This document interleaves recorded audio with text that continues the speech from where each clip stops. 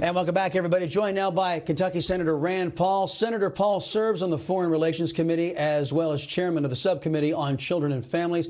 Senator, great to talk with you again. Last time I saw you, you were in North Texas stumping for one of the Huffines for state senator, and you gave a great speech there, and it's great to see you again.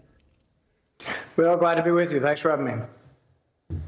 All right, before we get to the Obamagate and the reopening of our schools, I want to get your take on this Patriot Act Reauthorization business. The FBI can now view the browsing history of American citizens without a warrant. First off, how did you vote on this? And then is this okay? You know, I promised when I ran for office I would not vote for the Patriot Act or for reauthorizing it. The Patriot Act, FISA, NSA, unmasking, all of this is an end run around the Constitution. The Constitution, with the Bill of Rights, has the Fourth Amendment that says the government can't listen to your phone calls, look at your browsing history, you know, read your email, do any of this without a warrant from a constitutional court, an Article III court, and the warrant has to have probable cause that you either have committed a crime or are in the process of committing a crime. An independent judge makes this decision whether it meets the Fourth Amendment standard. But if you want to go to FISA court or you want to unmask somebody, you don't have the Fourth Amendment. The Fourth Amendment doesn't apply to these national security and foreign surveillance courts. And so it's a huge mistake. We should not reauthorize any of this. And I had an amendment in there to make it work. My amendment would have said Americans can't be investigated by the Foreign Surveillance Court. I would think something that meets in secret and in the title says Foreign Surveillance Court really shouldn't be investigating Americans, particularly American campaigns like the Trump campaign. So it seems like a majority of senators disagreed and said the Fourth Amendment was, what, no longer applicable? Yeah, this is disappointing that I had 11 votes for my amendment, all Republicans.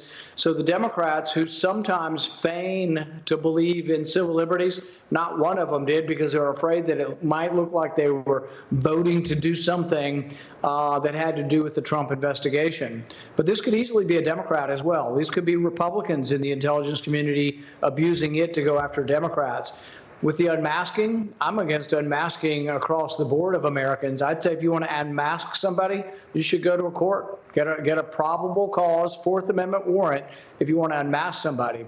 So I wouldn't let willy-nilly anybody in the damn administration unmask General Flynn, listen to the conversation, and then sort of entrap him by inviting him in for a so-called friendly interview with the FBI. No, all of that is an end run around the Constitution, and it shouldn't happen. But unfortunately, see, even the Trump administration is doing it too. Tens of thousands of people are being unmasked by the Trump administration.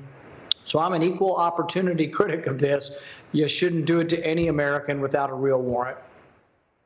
Well, after we've just seen happen by the Federal Bureau of Investigation in the last administration, the abuses of power, there's a Salcedo show axiom that says it's best not to give government more power lest it be abused. So now we're talking about the government instituting contact tracing out there. And a lot of Americans are really worried about this because they saw what happened under Obama, how he took government and turned it into the enemy of the people. So you have a medical background. How do we do contact tracing and ensure that this information is not going to be used against we the people by our very own government? Oh, it's really simple. You haven't had one injected under your skin yet? It's just a little pinprick, and they put the microbe in, and they can tell everything about you. But they're going to take care of you. Honestly, they want to help you. No, it's crazy. It's inconsistent with everything that our country was founded upon. And no, we shouldn't be mandated to anything. You know, there could be voluntary. If you think it's going to help, they could ask you, and you could say, well, I want to volunteer, but frankly, I don't want to volunteer all my friends. I have to ask them their permission, because if it means that you're going to come and lock them in their house for 14 days, you know, I think I ought to probably ask them before I turn them into the government. So the other problem with this is that we have a government now hell-bent on quarantining the healthy. I mean, it's not even that they're going to do these draconian things and lock you in your house if you're sick. They're willing to lock you in your house even if you're not sick. And I think really they're ignoring a whole host of evidence. One, the history of our country, our individual freedoms and Bill of Rights, but they're also ignoring even the practical evidence of who gets sick from this and what the death rate is. So I think we have to look more at the evidence and not let these people, proclaim that they are the expert on everything and we're just going to all bow down like sheep, bend the knee, and kiss the ring. I think we really do need to push back as a country and fight for our freedoms. CDC has issued some guidelines on reopening schools. Wanted to see what your impression of those guidelines are. Well, I think schools need to open, and I think the number one piece of evidence arguing for that is that when you look at the mortality rate between 0 and 18, it's virtually zero. Now, it might be 3 out of 100,000, but it's a very, very small number that approaches zero. So kids don't generally die from this. Kids have a much higher incidence of actual death from the seasonal influenza. For kids, it is less deadly. They need to be in school without question. We're also even finding that when kids are in school, there is no surge in infections. Denmark's been back in school for a month, and there has been no surge in infections in Denmark. So I think there's a lot of evidence on our side, but also the economy can't function without kids in daycare and kids in school. We have too many two-parent working families that require the schools and/or daycare.